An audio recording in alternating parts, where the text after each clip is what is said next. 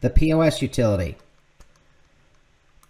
For Passport and Commander, we need the ability to export our items so that they can be then sent to the Passport and Commander. That is done via the POS utility. A couple ways to get there. So if you're on this page and you've been in managing your items, you can go to import and export. If you click export, then you have the ability to click POS utility. Or from the main menu, you can click POS utility, or you can pick one of the main buttons and right there, and you've got it. So what you're going to do then is you're going to pick the business unit or store that you're going to export for, and you will be choosing between items or promotions or both.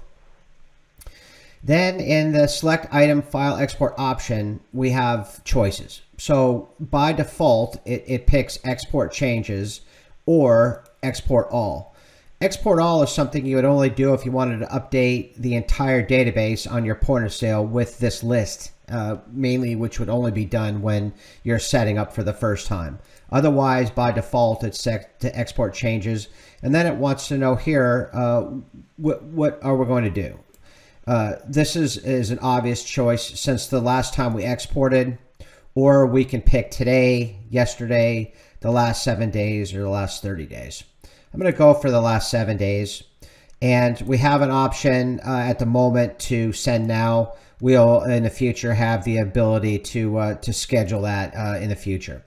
So once we've picked it, we click done, and that takes us back to the main screen, which is not at all what we wanted to do.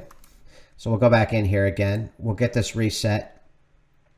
What's happening here, this done is coming up because if I click it, you can see it takes me out because we haven't set up our FTP.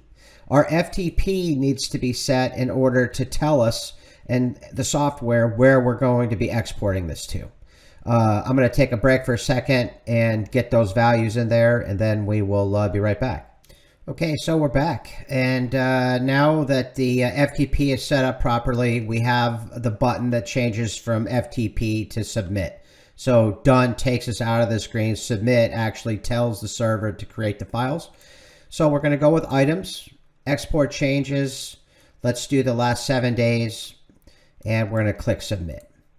When we do so, you can see it creates a file. And this window pops open by itself, but you're also able to click on the bell up there to see it.